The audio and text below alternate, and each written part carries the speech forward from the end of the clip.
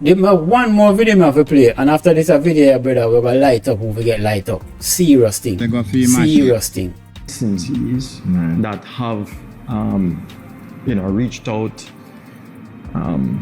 to the government as well as to, the regulator to say, hey, what is it that can be done to assist us, right? I've spoken to some of them, and they still haven't gotten anything. Not even a response to say, okay, all right, wow. We're going to update you by the end of the week, right? You see, we like to know the reality of the situation, whether good or bad, right?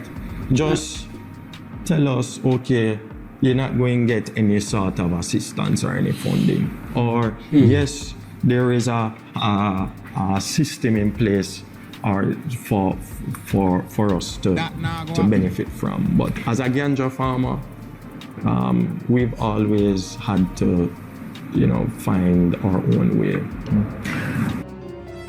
That last statement resonated with me.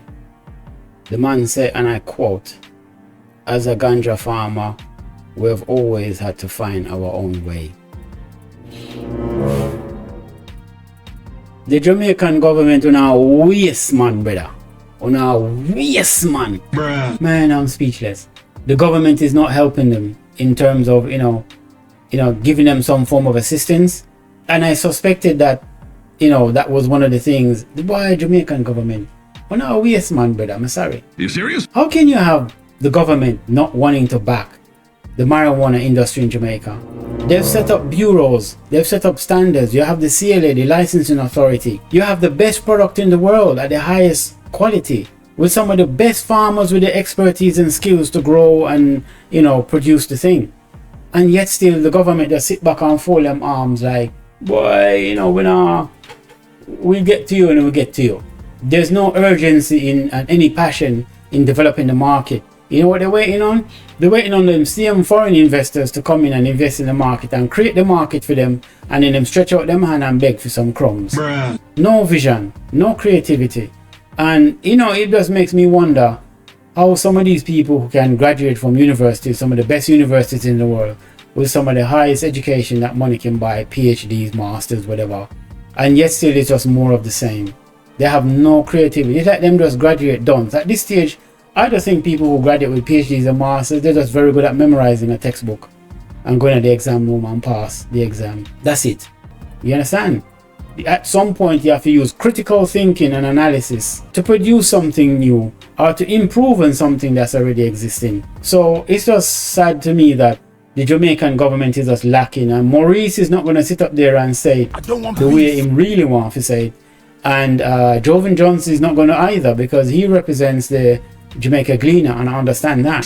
So between those two gentlemen, they're not in a position professionally to say what them really want to say, because you have to understand that with Maurice Ellis, he has to deal with the government, he has to deal with different licensing authorities and other associations and bureaus, internationally as well as nationally. So he have to conduct himself in a professional way and calm down, and I get it. And you can notice that he's, one of the body language he uses is always clasp his hands together. And that's just a way of him subconsciously controlling what he really wants to say. Are you serious? That's what that is. And then you have a situation where, the government is just missing in action, brother.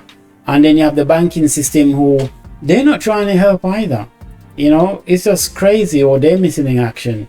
And then all these licensing authority, too many chiefs and not enough Indians. So my conclusion to this whole thing is, the different international bodies has colluded to shut Jamaica out of the marijuana international market. And it's really sad, because the fear is the Jamaican marijuana market will dominate. If them get a fair share and a fair go at the whip, a fair crack at the whip to trade and equally, they would dominate the market, because they have the better product, they have the weather, they have everything, and they have all the farmers who's been doing it before. Everybody has been doing it in that regard. So they have years and decades of experience. They have a head start there. So.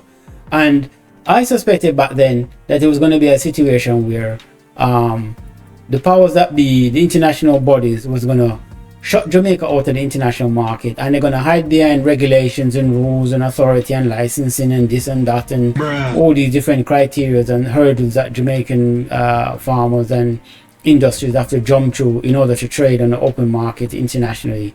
And so they're suppressing them. And if the Jamaican marijuana market and the people that be don't see said this is a colluded effort, a combined effort to exclude them from a market, me don't know where it's for telling you better. Because that's how it looks on the surface, that's how me I read it, that's how me see it. You understand me? And it's really, really sad. But what else can I say? It just seems like, so what should the marijuana people do? They should just give up on the market. You know what I mean? The GGPAJ, what they're supposed to do, just give up. You know what I mean? And then just say, you know what, the next time we get a call from abroad, you know, me on the first plane over there, you know, because boy, I have to eat. Because that's what it's coming down to, which is going to inevitably destroy the Jamaica marijuana market. I know what's going to happen in the future. People are going to say, you know, the best weed come out of Jamaica, yeah? Not anymore. Because all the farmers them who used to make it the best weed, all of them are work for the foreigners, them now. Them abroad, I show them skills. Them are work for those people. Those people are going to be, you know, you're going to have managers and people over you are take note and upon every little move in the make. They're going to have to record there's a procedure that has to be done. They're going to record all the procedures. You understand me? They have standards too. So it's just one of those things where me still feel in terms of a market and brand Jamaica needs to stand up for themselves, brother. We need to see the value in things. Here's what I said to Jamaican. It's when you're walking around in Jamaica, whether you're downtown or you're uptown, appreciate everything you see. If you're not downtown in the dirty water with the sewage water around and the dilapidated buildings and the barren wasteland and what you see, look at it with a different eyes, because that's what visionaries do. You see, if the Chinese go downtown, them go down a wharf and them go down all these other places. Them see what you don't see. What you see is degradation and sufferation and, you know what I mean, and, you know, squalor. That's what you see as a Jamaican, because you've been taught that slave mentality. You have to realize that what you see when you go to Jamaica, foreigners don't see it. So when a Chinese man or a white man or a Asian man that land in Jamaica for the first and then go downtown, him wide-eyed, while most uptown Jamaicans, them living like go downtown, he's like, hey, it stinks down there and it's such a squalor. I don't want to go down there. You know, I'm in and out quick as possible. They want to go down there when them have to go down there for conduct certain business. Otherwise, them stay far from downtown.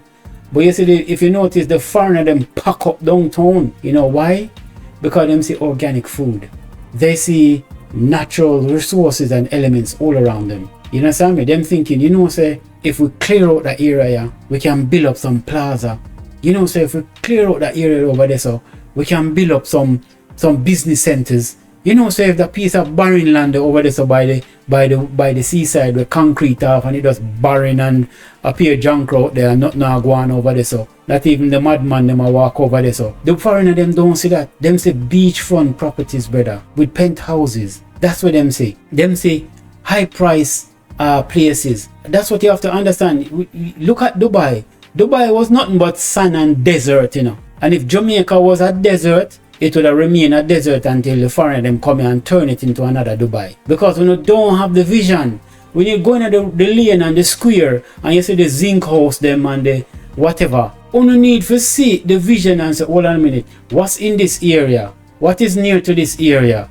How can we develop this area in a way where it's lucrative but also sustainable and beneficial to the community? But people say, boy, up here rusty zinc house around this and pier shutter bus around this and blah blah blah. You never hear about gentrification, and I'm not for gentrification, by the way. But the reason why you have gentrification is because the people who live in the squalor, and I admit not all of them have the money and the funding for do what they need to do. But then outsiders come in and see the vision, and then they come in and develop the areas, and guess what? Them gentrify the people that's been living there for years and decades and generations, and them have to move out because them can't even afford to live there anymore. It's that simple. So what is Jamaica waiting on? For the foreigners to come in and develop the marijuana market, and then the Jamaican them go scratch them and say, rah, you know, so we never know. That's how we hear the situation with the cockpit country and what go on with Richard Curry and all of that. I've never commented on the whole of that. Me see other people commenting on it, all kind of different people who are expert. I comment on it and who I said this a war I keep on, you know what I mean? And I forget the name of the artist.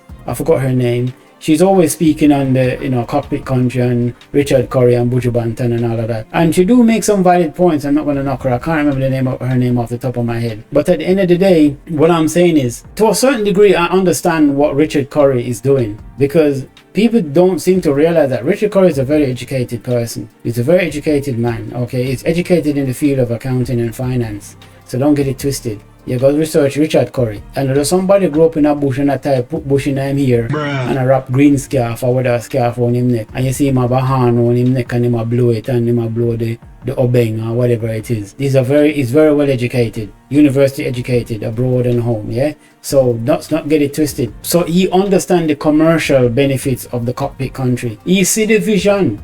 And when him see other people come in to try to exploit and mine and excavate the land for the raw materials that it offers, him and him tribe them have to keep them out. I mean, I agree with that. You can't just make government and foreigner come in and just take your land and do what they want to do with it, and them now go sit around the table with you and have a dialogue and a discussion about how you can move forward and mutually benefit, where you can use the land and Jamaica can benefit, and the tribes and the people of the cockpit country can benefit, irrespective of their history. We know what the history is and who sell out who and who take back who to who, and we've heard all of that already. And I'm not going to dismiss that history, because for all I know, some of my ancestors could have been the victims who escaped, and of them same people that return my ancestors them back to them death. You understand me? We don't know.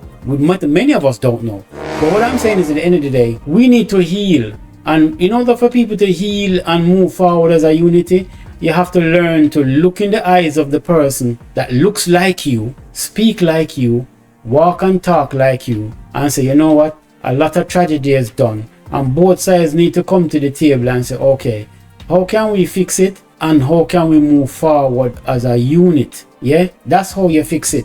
So I understand what he is doing, because look what's happening with the marijuana industry right now. All them are sabotage it, but the government are neglect it. The business, corporate, banking world is neglecting it and now support them. The government now support them. And with all the different standards and licensing authority and all this, the different bodies, them now nothing is happening, and the investors who potentially could have come in them back out.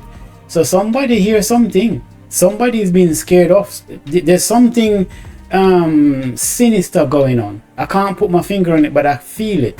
Something is going on that's preventing the marijuana market, and I suspected this was going to happen, because there's no way these people was going to decriminalize marijuana and make it legal, set up a market where you can trade it internationally, knowing who Jamaica is in terms of marijuana, and say, yeah man, you're welcome for coming and do your thing too. They're gonna say, hell, you are the one that we need for watch. We want to make as much money out of this as possible. And as long as the Jamaicans are playing in that marijuana market, they're not gonna make that money unless them can come in and buy out and control it and give the Jamaican crumbs and them take the lion's share. That's all I'm saying, and that's all I want to say about this, to be honest.